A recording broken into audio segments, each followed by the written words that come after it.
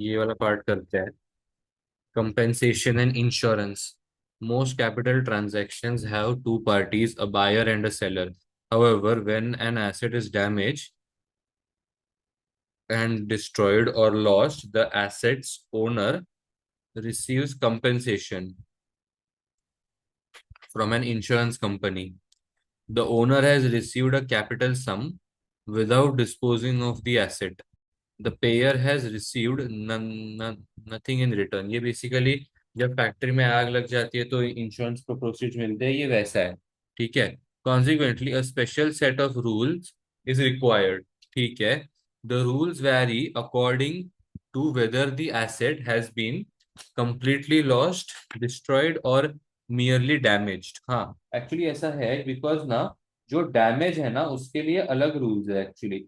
The thing that is damaged actually उसके लिए I think partial disposal है, if I am not mistaken. ये देखते हैं whether the owner has replaced और रिस्टोर्ड द एसेट।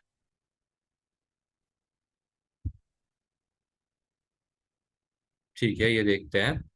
हाँ, वो आई थिंक 95% और more proceeds have invested for restoring, ये उसमें आता है, बराबर है। तो ये देखो, एसेट लॉस्ट और destroyed, no insurance proceeds, normal CGD computation, no sale proceeds unless scrap value is received, deduction of allowable expenditure will create an allowable capital loss, so that's good, क्योंकि आपको कोई प्रोसीड्स नहीं मिले, आपको बहुत ज्यादा loss आ गया।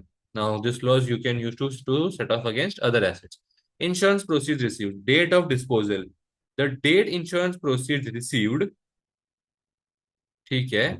अभी वो प्रोसीड्स नॉट री इन्वेस्टेड इन रिप्लेसमेंट एसेट्स, तो normal CGD computation, because you have got money which you are not using it for business use, or you are not reinvesting in a वो replacing asset, so that means you are using it for your personal use। uh, proceeds, लेकिन proceeds reinvested and asset replaced within 12 months, उसमें क्या है, partial reinvestment। ठीक है। अभी partial री investment, अच्छा एक मिनट, फुल री इन्वेस्टमेंट भी, हाँ। फुल री इन्वेस्टमेंट का मतलब है जो भी मतलब अगर प्रोसीड्स मिले, 1 लाख प्रोसीड्स मिले, मैंने सारे के सारे डाल दिए, all for business use, done, nothing. लेकिन पार्शियल री investment, the amount chargeable now is the lower of the gain amount of insurance not री इन्वेस्टेड। ठीक है। Roll over any remaining gain, ये इन्होंने खुद ने बोला हुआ है। ठीक है। तो दे हैव सेड कि अगर आपको एक्चुअली चार्जेबल नाउ के अंडर है ना, ये कैसा है पता है क्या, पार्शियल री investment, for example let suppose you get one, वो क्या होता है अपना, वो 10 lakhs। ठीक है। And you invest 9 lakh rupees, तो 1 लाख का क्या, वो 1 लाख जो है you have actually invested in your personal use ना। तो 9 लाख तुमने बिजनेस के लिए डाला, 1 लाख तुमने तुम्हारे इसके लिए डाला, क्या बोलते हैं, मतलब वो पर्सनल यूज के लिए डाला, ऐसा। Now what does the word gain here mean. Gain का मतलब है तुमको लॉस, तुम्हारी जो फैक्ट्री थी उसकी वैल्यूएशन थी 10 लाख की, तुम्हारी इंश्योरेंस कंपनी ने तुमको दिया 12 लाख का। ठीक है। और अभी ये जो तुमको 12 लाख मिले, तुमने इसमें से डाले हैं 9 लाख रुपए तुम्हारे, तो फिर तुम्हें वापस 3 लाख है। तो that 3 lakhs will now be taxable, क्योंकि तुमको 3 लाख फ्री में मिल गया, एज गुड एज। अब वो लोअर ऑफ क्यों है, ये तो अभी देखते हैं। यहाँ पे सम से समझते हैं। Nadir purchased a capital asset for pounds 15,000 on 1st of April 24, which was destroyed by fire on 31st of June 2024. She received say scrap proceeds of only 1,000. The asset was not insured. तो इसका मतलब है कि उसको 14,000 का अलाइबल loss हुआ है, जो आगे चल के कहीं ना कहीं वो बंदी री इन्वेस्ट कर सकती है। Good for her।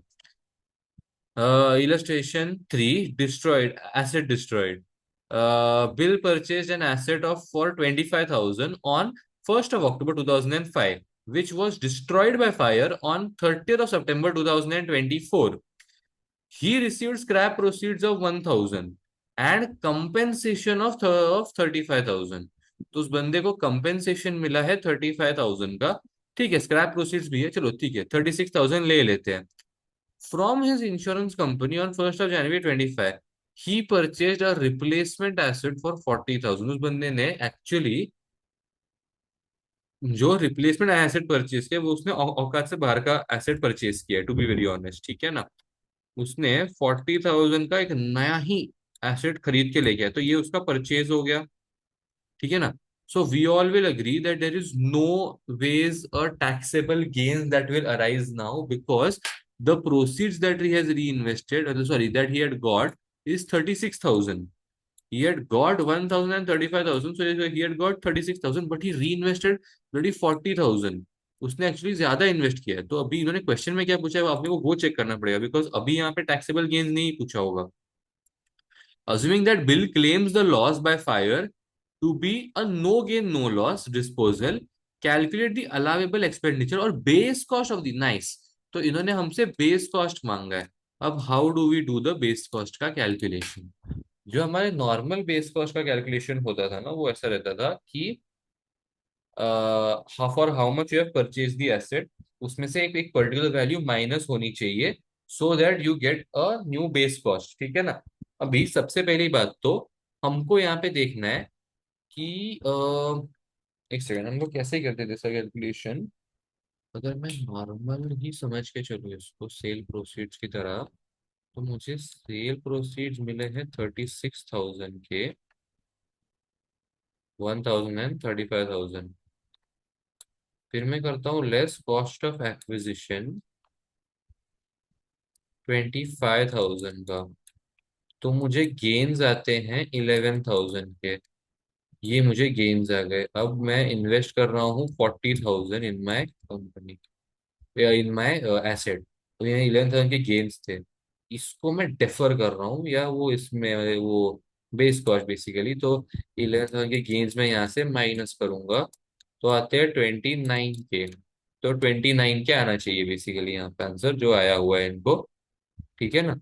सो जब भी ऐसा रिप्लेसमेंट का समय and you have invested more in the asset, then just remember कि अगर वो लोग ने बेस कॉस्ट पूछा है, तो do as simple calculation as possible कि normal sale proceed minus cost of acquisition करके गेन लेके आओ, गेन के एक बार मिल गया, उसी गेन को माइनस करो, just like roll over release.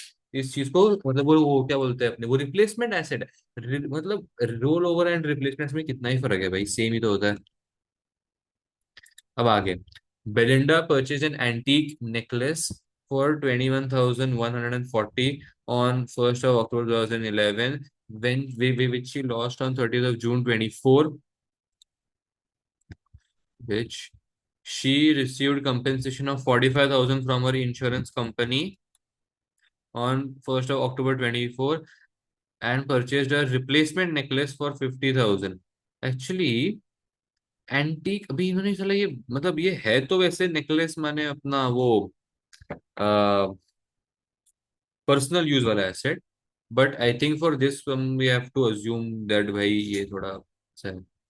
नहीं, yes, we have to assume that this is like for business use और फॉर लाइक वो लेजिटिमेट यूज ऐसा, ठीक है ना। अभी 45K का मुझे इंश्योरेंस प्रोसीड्स मिले हैं, लेस सीओए मैं करूंगा कुछ तो मुझे आएंगे गेन्स। हम्म।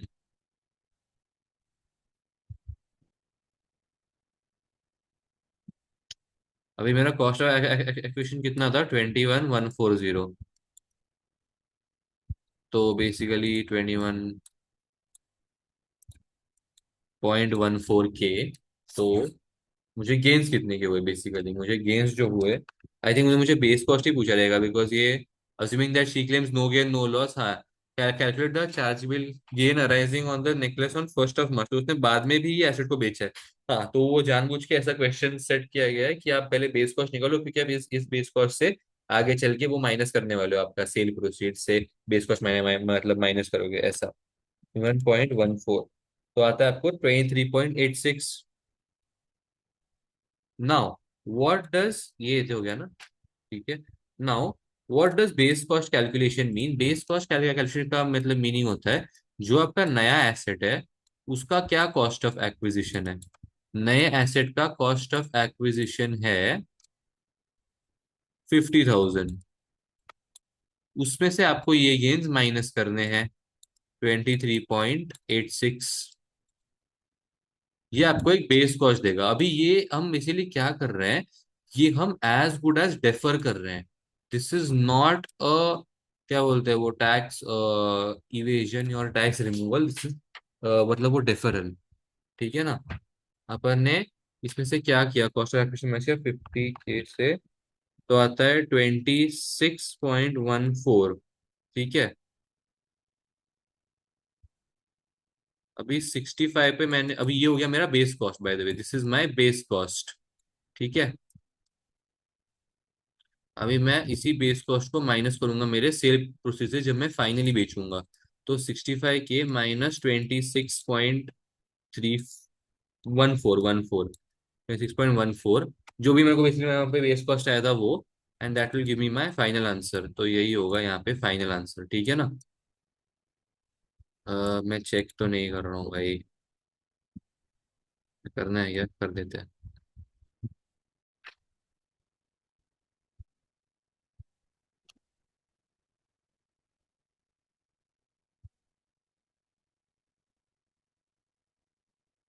26.14 ये मुझे रिप्लेसमेंट बेस कॉस्ट आया। एंड ये देखो 65K माइनस 26.14 गिव्स मी 38.860। ठीक है ना। अब अगर मैं इस एसेट में से 10,000 माइनस कर दूं तो मेरे को आता है 28,860। ठीक है ना। And that was the exact amount which I had actually deferred from my gains. ठीक है ना।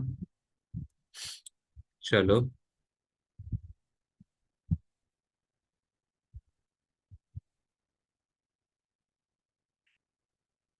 ठीक है। अभी आता है ये, asset damaged, insurance not use to to restore the asset. अभी एसेट डैमेज हो गया और अब मैं वो डैमेज्ड एसेट को बेसिकली रिस्टोर करने जा रहा हूँ। तो अभी जब एसेट डैमेज होता है ना, हमको हमारा नॉर्मल A/A+B वाला कैलकुलेशन लगाना है, दैट्स इट। ठीक है ना। इंश्योरेंस प्रोसीड जो भी रिसीव होते हैं वो, खाली सीन कहाँ पे आता है, ये 95.5 और 95% से लेस, मतलब ये 95% मोर एंड 95% लेस। अभी ये थोड़ा क्या है मैं वो बताता हूँ बाद में सम पे आने के बाद। Sasha purchased a painting on 1st of April 2015 for 10,000. The painting was damaged on 1st of May 2024 when it was worth 50,000. After the damage, the painting was worth 25,000. तो उसकी वैल्यू 25,000 से गिर गई।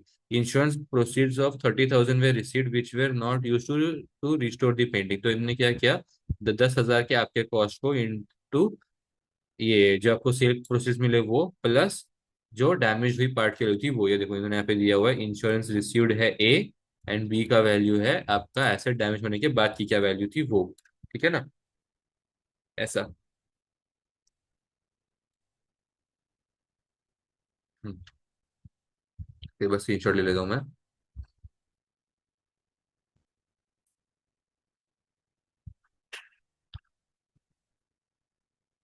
अब आता है ये illustration 5, asset damaged more than 95% insurance use to restore. हाँ। अब ये क्या है, मुझे अगर इंश्योरेंस 10,000 का मिला है तो मुझे 9,500 एटलीस्ट डालना चाहिए रिस्टोर करने के लिए। अब ये देखो, Anya purchased a painting on 1st of April 2015 for 10,000. The painting was damaged on 1st of May 2024 when it was worth 50,000. After the damage, the painting was worth 40,000 this time. On 1st of July 24, insurance proceeds of 8,000 were received. मेरे को insurance proceeds इस बार जो मिले, लेकिन मुझे मिले 8,000 के। All of the proceeds apart from 300 were used to report was used to restore the painting। ठीक है। तो अभी मेरे को यहाँ पे कैसे करना है, मेरे को यहाँ पे निकालना है, calculate the revised base cost for CGD purposes of the painting after it has been restored, assuming that Anya elects for the insurance proceeds to be rolled over against the cost of the painting। Again हमको base cost निकालना है। अगर हमको base cost निकालना है, so let's just skip everything and let's get down to one thing कि what will be the gains. तो अभी मेरे को 8,000 के एक्चुअली प्रोसीड्स मिले, जबकि मैंने परचेज किया था पेंटिंग इतने का, 10,000 का। मुझे एक्चुअली लॉस हो रहा है। मुझे एक्चुअली 2,000 का लॉस हो रहा है। ठीक है। अभी insurance proceeds of 800 way received, all of this proceeds apart from 300 were used to restore the painting। अभी ये जो भी मेरे को मिले, ठीक है, एक तो सारा मेरे को 2,000 का खर्चा हो गया, फुकट का लॉस हो गया, ठीक है ना। Loss is as good as खर्चा, ठीक है, इतना मान के चलते हैं, loss is as good as खर्चा। मुझे इतने का लॉस हो गया। अब मुझे जो 8,000 मिले, उन 8,000 में से मैंने सिर्फ 7,700 ही री इन्वेस्ट किए, ठीक है। मैंने री इन्वेस्ट तो इतने ही किए। अब पहले केस में क्या हो रहा था, मैं गेन्स माइनस कर रहा था मेरे मैं गेन्स माइनस कर रहा था मेरे कॉस्ट ऑफ एक्विजिशन से, या फिर मेरे क्या बोलते हैं वो री इन्वेस्टेड अमाउंट से, ठीक है। मैं री इन्वेस्टेड अमाउंट से मैं गेन्स को माइनस करता था, मेरे को बेस कॉस्ट मिलता था।